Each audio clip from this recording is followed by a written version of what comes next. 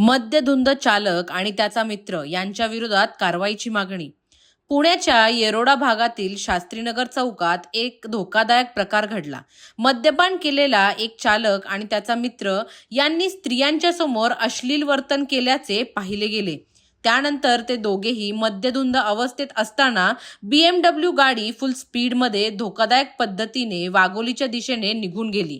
या घटनेमुळे मोठा अनर्थ होण्याची शक्यता निर्माण झाली आहे. या घटनेचा विशेष म्हणजे आज जागतिक महिला दिन असूनही महिलांसमोर अशी कृत्य करणाऱ्या व्यक्तींना कोणीही रोखू शकलं नाही. सदर चालक आणि त्याचा मित्र यांच्या वर्तनावर त्वरित कारवाई करण्याची मागणी स्थानिक नागरिकांकडून करण्यात आली आहे. चालक आणि त्याचा मित्र यांच्या विरोधात कायद्यानुसार कारवाई करण्याची मागणी करण्यात आली आहे. या प्रकारच्या घटना पुन्हा घडू नयेत यासाठी कडक नियम लागू करण्याची आवश्यकता आहे, असे स्थानिक नागरिक म्हणत आहेत. या बातमीचा प्रसार करून समाजात जागरूकता निर्माण करणे आणि अशा गंभीर गुन्ह्यांवर लक्ष केंद्रित करणे गरजेचे झाले आहे. नमस्कार, आपण आता शास्त्रीनगर चौकामध्ये आहोत.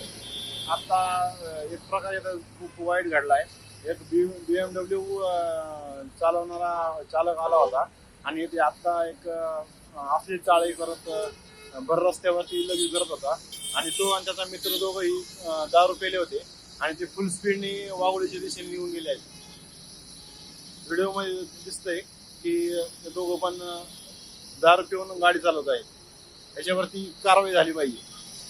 आज सकाळी 7:30 वाजण्याच्या दरम्यान येरोडा पोलीस स्टेशनच्या हद्दीतील शास्त्रीनगर चौकामध्ये एका तरुणानं चारचाकी वाहनातून येऊन जे अश्लील आणि अश्लाघ्य वर्तन केलेलं होतं त्याबाबत पोलीस स्टेशन येरोडा या ठिकाणी भारतीय न्याय संहिता कलम 100 भारतीय न्याय संहितेच्या कलम 268, 270, 281, 285 आणि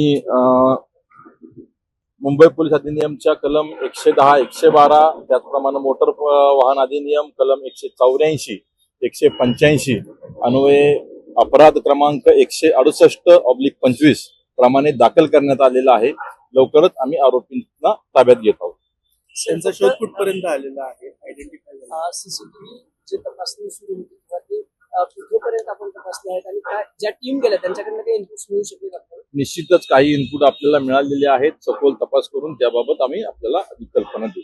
त्यांच्याकडे एक त्यांच्या घरच्यांची काही चौकशी करणार आहे. तो तपासाचा भाग आहे. जर तशी आपल्याला आवश्यकता वाटली आणि तपासामध्ये गरज पडली तर निश्चित आपण त्यांना विचारपूस करू. नाव आयडेंटिफाय दोन्ही जे आरोपी आहेत यामध्ये सामील त्यांची नावं आणि त्यांची ओळख आपल्याला पटलेली आहे. आपण लवकरच त्यांना ताब्यात घेऊ. सर, विनयभंगाचा सेक्शन किंवा गुन्हा आहे त्याबाबत आम्ही विचार करू. निश्चितच जर त्या ठिकाणी कोणी महिला असतील आसपास, कारण सकाळची 7:30ची वेळ आहे, जर तसं काही आढळलं आपल्याला तर त्यामध्ये आपण तेही इन्व्होक करू शकतो. एक गुन्हा पूर्वीचा असल्याबाबत पण तुम्हाला डिटेल्स त्याबाबत आता नाही सांगता येणार. मला डिटेल्स उपलब्ध नाही आहे.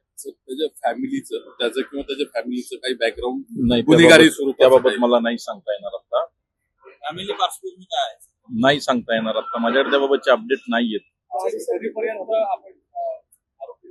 आमचा प्रयत्न चालू आहे लवकरात लवकर आरोपींना ताब्यात घेण्याकरता. थँक्यू.